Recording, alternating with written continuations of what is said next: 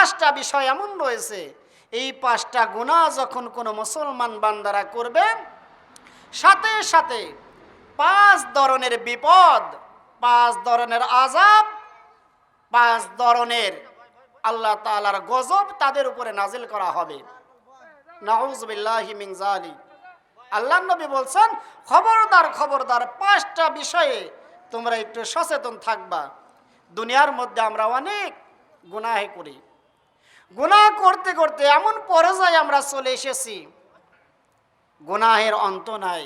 কিন্তু আল্লাহর রাসূল বলেছেন, খবরদার পাঁচটা গুনাহ তোমরা কখনো করবে না। এই পাঁচটা গুনাহ যদি তোমরা করো, তাহলে আল্লাহ তাআলা পাঁচ ধরনের আযাব তোমাদের উপর নাজিল করবেন। নাম্বার 1, মা নাকাদা কওমুল আহাদা ইল্লা সাল্লাল্লাহু আলাইহিম আদুহুম। আল্লাহর নবী বলেন, যখন কোনো কওম, কোনো জাতি, কোনো দেশের মানুষেরা চুক্তিকে ভঙ্গ করে, ওয়াদাকে ভঙ্গ করে, আল্লাহ তাআলা তাদের উপরে তাদের শত্রুকে বিজয় দান করেন। নাউযুবিল্লাহি মিন যালিক। আল্লাহ রাসূল বলছেন, খবরদার তোমরা কারো সাথে কোনো চুক্তি ভঙ্গ করবে না, কোনো ওয়াদা ভঙ্গ করবে না। অথচ আমরা রূহের জগতে যখন ছিলাম, আল্লাহর সাথে আমরা চুক্তি দিয়েছিলাম। আল্লাহ যখন আমাদেরকে বলেছিলেন, আলাস্তু বিরাব্বিকুম, আমি কি তোমাদের প্রভু নই, আমি কি তোমাদের রব নই, আমরা সবাই এক বাক্যে বলেছিলাম, কলু বালা, হ্যাঁ অবশ্যই আপনি আমাদের রব। আপনার সমস্ত আদেশ আমরা মেনে নিলাম, যে নিষেধগুলো করেছেন সেটাও আমরা বুঝতে পারলাম, আমরা আপনার আদেশ কখনো ওভারটেক করব না। এইটা ছিল প্রত্যেকটা মানুষের রূহের জগতের কথা। অথচ আজকে আমরা দুনিয়ার বুকে এসে আল্লাহর সেই ওয়াদাকে ভঙ্গ করছি, আর এই ওয়াদাকে ভঙ্গ করার কারণে আজকে আমাদের অবস্থাটা। লাইটম্যান ভাইরা, আপনারা যেখানেই থাকেন না কেন, আপনারা মঞ্চে এসে দেখা করেন, মসজিদের টুনি লাইট জ্বলছে না, মসজিদের টুনি লাইট জ্বলছে না, আপনারা দয়া করে মঞ্চে এসে দেখা করেন। আল্লাহ রাসূল বলছেন, যখন কোনো মানুষেরা এরকম ওয়াদা ভঙ্গ করবে, তাদের শত্রু যারা, তাদেরকে বিজয়ী দান করা হবে। যদিও তারা মুসলমান হয়, যদিও তারা ইহুদি হয়, যদিও তারা খ্রিস্টান হয়, যেই হোক না কেন, মুসলমানদের শত্রু যারা,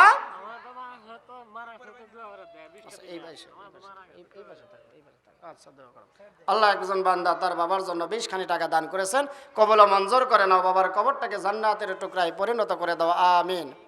তা আল্লাহ রাসূল বলেছেন, যখন কোনো মুসলমান মানুষ তার নিজের ওয়াদাকে ভঙ্গ করবে, অঙ্গীকারকে ভঙ্গ করবে, সাথে সাথে তাদের উপর তাদের শত্রু যারা, সেটা হতে পারে মুসলমান, হতে পারে ইহুদি, হতে পারে খ্রিস্টান, হতে পারে বিভিন্ন ধরনের জাতির মানুষেরা, এই সমস্ত মানুষেরা মুসলমানদের উপর বিজয় লাভ করবে কখন? যখন কোনো মুসলমানের সন্তান মুসলমান আল্লাহর সাথে দেওয়া ওয়াদাকে ভঙ্গ করবে, কোনো মানুষের সাথে দেওয়া ওয়াদাকে ভঙ্গ করবে। এজন্য কারো সাথে কোনো ওয়াদা কোনো ব্যক্তি যদি করে থাকে, এই ওয়াদাকে কখনো ভঙ্গ করা যাবে না। যদি আমি মুসলমান হয়ে ওয়াদা ভঙ্গ করি, আমার উপরে আমার যারা শত্রু, তাদেরকে আল্লাহ তাআলা বিজয় দান করবেন। এইটা হচ্ছে 1 নাম্বার। 2 নাম্বার হলো, আল্লাহর রাসূল বলেছেন, ওমা হাকামু বিগাইরি মা আনজালাল্লাহু ইল্লা ফাশা ফীহিমুল ফাকরু।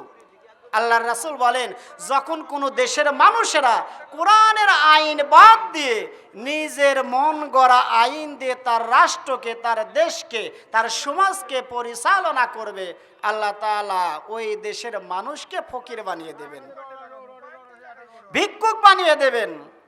তাহলে যেই দেশের মানুষেরা কোরআনের আইন বাদ দিয়ে, মানব রচিত আইন দিয়ে, লেনিনের আইন দিয়ে, কার্ল মার্ক্সের আইন দিয়ে, মাও সেতুংয়ের আইন দিয়ে, মানব রচিত যত আইনগুলো রয়েছে, প্রত্যেকটা আইন দিয়ে যখন তার দেশকে পরিচালনা করবে, আল্লাহ রাসূল বলেছেন, সেই দেশের মানুষেরা আস্তে আস্তে ফকির হয়ে যাবে, আস্তে আস্তে তারা টাকা পয়সা হারিয়ে নিঃস্ব হয়ে যাবে। এজন্যই আল্লাহর নবী বলছেন, ওমা হাকামু বিগাইরি মা আনজালাল্লাহু ইল্লা ফাশা ফীহিমুল ফাকরু। যখন কোনো মানুষেরা, দেশের প্রধানেরা কোরআনের আইন ছাড়া নিজের তৈরি করা আইন দিয়ে, মানব রচিত আইন দিয়ে সমাজকে, দেশকে, পরিবারকে পরিচালনা করবে, আস্তে আস্তে পরিবারে অন্ধকার নেমে আসবে, পরিবারের মানুষের টাকা পয়সা কমে যাবে, ধন সম্পদ কমে যাবে, তারা আস্তে আস্তে ফকির হয়ে যাবে। ১৫০০ বছর আগে রাসূল যেই ভবিষ্যৎবাণী করে গিয়েছিলেন, আস্তে আস্তে সেইটা বাস্তবে রূপান্তরিত হচ্ছে। কোরআনের আইন কোথায়? দুনিয়ার মধ্যে যারা আছি আমরা, যখন এলাকার মধ্যে কোনো ব্যক্তি চুরি করবে, চুরি করার অপরাধ হলো এই ব্যক্তি যখন চুরি করবে, চুরি করার শাস্তি তার হাতটা কেটে দাও। সরাসরি সূরা মায়েদার মধ্যে আল্লাহ তাআলা বলছেন, ওয়াসারিকু ওয়াসারিকাতু ফাকতাউ আইদিয়াহুমা জাযাআম বিমা কাসাবা নাকালাম মিনাল্লাহ। আল্লাহ তাআলা বলছেন, চোর এবং সুন্নি উভয়ের হাত কেটে দাও তাদের পাপের ফলস্বরূপ। যখন কোনো পুরুষ মানুষ চুরি করবে, কোনো মহিলা মানুষ চুরি করবে, কোনো কথা নয়, কোরআনের আইন দিয়ে তার হাতটাকে কেটে দিতে হবে। তাহলে আমাদের দেশে যারা চুরি করে তাদের কোনো বিচার হচ্ছে না। মেম্বার, চেয়ারম্যান, এমপি, মন্ত্রী, বাংলাদেশের গভর্নমেন্টে যারা চাকরি করে, অধিকাংশ মানুষেরা যারা গরিবের হকগুলো মেরে খাচ্ছে, এটাও এক ধরনের চুরি। এই আইন যদি, কোরআনের আইন যদি বাংলার জমিনে চালু থাকতো, বাংলার জমিনে যারা মেম্বার, যারা চেয়ারম্যান, যারা এমপি, যারা মন্ত্রী, অধিকাংশ মানুষের একটা করে হাত কাটা থাকতো। আসলে কোরআনের আইনটা বাংলার জমিনে চালু নাই। আজকে বাংলার জমিনে দেখা যায় যারা আজকে চেয়ারম্যান, বাড়িতে একটা টিনের ঘর থাকে, চেয়ারম্যান হওয়ার সাথে সাথে 1 বছরের মধ্যে তার ঘরের চেহারা পাল্টে যায়। গ্রামের মধ্যে একটা বাড়ি থাকে, সাথে সাথে শহরের মধ্যে আর একটা বাড়ি হয়ে যায়। যদি সে এমপি হয়ে যায়, শহরের মধ্যে নয়, রাজধানীর মধ্যে একটা তার বাড়ি হয়ে যায়। গরিবদের যেই টাকাগুলো মেরে খায়, এটাও এক ধরনের চুরি। আল্লাহ তাআলা তার রাসূলের মাধ্যম দিয়ে জানিয়ে দিচ্ছেন, ইয়া রাসূলুল্লাহ, ইয়া হাবিবাল্লাহ, আপনি এই ঘোষণাটা দিয়ে দেন। এরপরে আল্লাহ তাআলা নিজেও বলছেন, ওয়াসারিকু ওয়াসারিকাতু ফাকতাউ আইদিয়াহুমা, চোর এবং সুন্নি উভয়ের হাত কেটে দাও তাদের পাপের ফলস্বরূপ। আল্লাহর নবীর জামানায় একজন মহিলা চুরি করলেন। দেখেন বিশ্ব নবীর জামানায় চুরি করলে তাদের অবস্থাটা কেমন হতো। একজন মহিলা চুরি করলেন, চুরি করার পরে নিজে এসে স্বীকার করলেন, ইয়া রাসূলুল্লাহ, ইয়া হাবিবাল্লাহ, আমি চুরি করেছি। ইসলাম ধর্মের যেই বিধান আছে সেই বিধান দিয়ে আমার বিচার কাজটা ফয়সালা করে দেন। এরপরে আল্লাহর রাসূল বললেন, ঠিক আছে, তুমি নিজেই যখন স্বীকার করেছো, তোমার বিচারটা কোরআনের আইন দিয়েই করা হবে। এরপরে আল্লাহ রাসূল বললেন, ঠিক আছে, ওর হাত কেটে দাও। এই মহিলার হাত কাটার পরে মহিলা আল্লাহ রাসূলকে বলছেন, ইয়া রাসূলুল্লাহ, ইয়া হাবিবাল্লাহ, হাল মিন তাওবাতিন, আমার কি তওবা করার সুযোগ আছে কিনা? মহিলার চুরির অপরাধে হাত কাটা হলো, অথচ ওই মহিলা এরপরেও আল্লাহ রাসূলকে বলছেন, ইয়া রাসূলুল্লাহ, ইয়া হাবিবাল্লাহ, আমার হাত যে কাটা হলো, এতে করে আমি কি তওবা করতে পারবো কিনা, আমার তওবা আল্লাহ তাআলা গ্রহণ করবেন কিনা? তখন আল্লাহ তাআলা তার রাসূলের মাধ্যমে জানাই দিলেন, আনতাল ইয়াউমা মিন খতিআতিকা কায়াউমিন ওয়ালাদতুকা উম্মুকা। আল্লাহর রাসূল বললেন, ও আল্লাহর বান্দী, তোমার শুধু তওবার দরজাটা বন্ধ হয়ে যায় নাই, বিষয়টা এমন নয়, তোমার তওবা আল্লাহ তাআলা অবশ্যই কবুল করেছেন। পাশাপাশি একটা শিশু যেমন মাতৃগর্ভ থেকে, আজকে তার মাতৃগর্ভ থেকে মায়ের কোলে আসে, অর্থাৎ একটা শিশু যেমন সে ভূমিষ্ঠ হয়, মায়ের কোলে সে চলে আসে, দুনিয়ার মুখ দেখে, সেই শিশু যেমন একেবারে নিষ্পাপ, তোমার হাত কাটার কারণে তুমি আজকে একেবারে নিষ্পাপ হয়ে গেলে। সুবহানাল্লাহি ওয়া বিহামদিহি, সুবহানাল্লাহি ওয়া বিহামদিহি। আল্লাহর রাসূলকে ওই মহিলা বলছেন, ইয়া রাসূলুল্লাহ, ইয়া হাবিবাল্লাহ, হাল মিন তাওবাতিন, আমার তওবা করার সুযোগ আছে কিনা?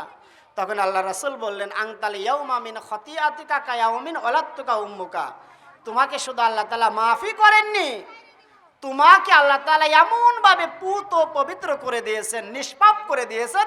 একটা শিশু যেমন দুনিয়াতে আসার পর নিষ্পাপ হয়ে যায়, ঠিক তেমন নিষ্পাপ আল্লাহ তাআলা তোমাকে করে দিয়েছেন।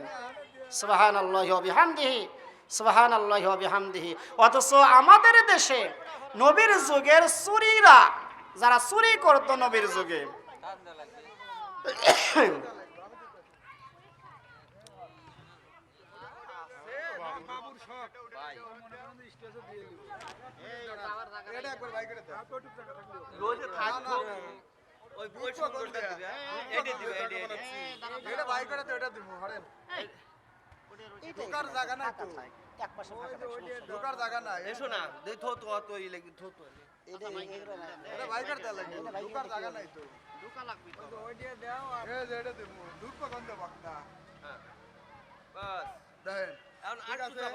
না না এই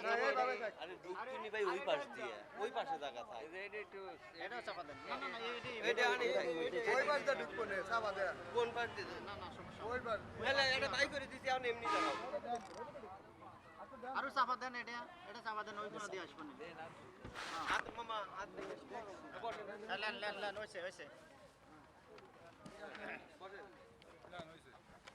তাদেরকে যখন বিচারের আওতায় আনা হতো, আনতে হতো না, তারা নিজেরা এসে স্বীকার করত। তো ওই মহিলাও বলছেন, ইয়া রাসূলুল্লাহ, ইয়া হাবিবাল্লাহ, আমি চুরি করেছি, চুরির যেই বিচার কোরআনের মধ্যে যেই বিচার আছে, যে আইন রয়েছে, সেই আইন দিয়ে আমার বিচারটা ফয়সালা করে দেন। আল্লাহর রাসূল তার হাত কেটে দিলেন। কেটে দেওয়ার পরে ওই মহিলা বলছেন, হালমিং তাওবাতিন ইয়া রাসূলুল্লাহ, ইয়া হাবিবাল্লাহ, আমার কি তওবা করার সুযোগ আছে কিনা? তখন আল্লাহর রাসূল বলছেন, আনতাল ইয়াউমা মিন খতিআতিকা কায়াউমিন ওয়ালাদতুকা উম্মুকা। ও মহিলা, তোমাকে শুধু আল্লাহ তাআলা তওবা করার সুযোগই দেন নাই, তোমাকে আল্লাহ তাআলা এমনভাবে মাফ করে দিয়েছেন, এমনভাবে ক্ষমা করে দিয়েছেন, একটা নিষ্পাপ সন্তান যেমন দুনিয়াতে আসার পর তার জীবনে যেমন গুনাহ থাকে না, এই মুহূর্তে তুমি একেবারে নিষ্পাপ হয়ে গেছো। সুবহানাল্লাহি ওয়া বিহামদিহি, সুবহানাল্লাহি ওয়া বিহামদিহি। আল্লাহর রাসূল বললেন, তুমি এখন একেবারে নিষ্পাপ। তাহলে নবীর জামানাতে যারা চুরি করত, নিজে এসে স্বীকার করত। আর আজকে আমাদের বাংলাদেশের মধ্যে অসংখ্য মানুষেরা চুরি করে, হাতে নাতে ধরা পড়ে, সিসি ক্যামেরাতে ধরা পড়ে, এরপরেও তারা স্বীকার করতে চায় না। তারা বলে আমি চুরি করি নাই, অথচ তার ছবিটা স্পষ্ট স্ক্রিনে ভাসছে। এজন্য আল্লাহ নবী বলেন, যখন কোন মুসলমান বান্দা ওমা হাকামু বিগাইরি মা আনজালাল্লাহু ইল্লা ফাশা ফীহিমুল ফাকরু, যখন কোন মুসলমানরা কোরআনের আইন ছাড়া নিজের তৈরি করা মতবাদ দিয়ে, নিজের তৈরি করা আইন দিয়ে দেশকে পরিচালনা করবে, সেই দেশের মানুষেরা আস্তে আস্তে গরিব হয়ে যাবে। 3 নম্বরে আল্লাহ রাসূল বললেন, ওমা যহরাত ফীহিমুল ফাহিশাতু ইল্লা ফাশা ফীহিমুল মাউত আও ইল্লা যহরা ফীহিমুত তাউন। সবচাইতে গুরুত্বপূর্ণ বিষয় আল্লাহ রাসূল বলে গেছেন শেষ জামানা সম্পর্কে। আল্লাহ নবী বলছেন, যখন মানুষের মধ্যে অশ্লীলতা, বেহায়াপনা ছড়িয়ে পড়বে, তখন দেশের মধ্যে এমন কিছু রোগ আল্লাহ তাআলা দিবেন, পাঠিয়ে দেবেন, যেই রোগ মানুষ কখনো জানতই না। যার মধ্যে এইডস, HIV এইডস, এটা একটা রোগ। এই রোগ আমাদের পূর্বপুরুষ যারা, তারা জীবনে এর রোগের নামই শোনে নাই। এরপরে বর্তমান যুগে একটা রোগ হয়েছে, যেই রোগটা হচ্ছে একবার যদি কার দেহের মধ্যে একেবারে ঢুকে যায়, আজীবনেও এটা সারবে না, যেটাকে বলা হয় ডায়াবেটিস রোগ। এই রোগগুলো আছে না রোগ, আগের দিনে এই সমস্ত রোগগুলো ছিল না। অথচ আল্লাহর রাসূল বলেছেন, ওমা যহরাত ফীহিমুল ফাহিশাতু ইল্লা ফাশা ফীহিমুল মাউত আও ইল্লা যহরা ফীহিমুত তাউন। অশ্লীলতা যখন, বেহায়াপনা যখন, নগ্নতা যখন পৃথিবীর মধ্যে বৃদ্ধি পাবে, সেই দেশের মধ্যে এমন কিছু রোগ আল্লাহ তাআলা পাঠিয়ে দিবেন, যেই রোগের নাম মানুষেরা এর আগে কখনো শোনেনি। যার বাস্তব প্রমাণ HIV এইডস এবং ডায়াবেটিস রোগ। এই রোগগুলো আরও হবে যতক্ষণ না পর্যন্ত মানুষ ইসলামী শরিয়া অনুযায়ী জীবনযাপন না করবে।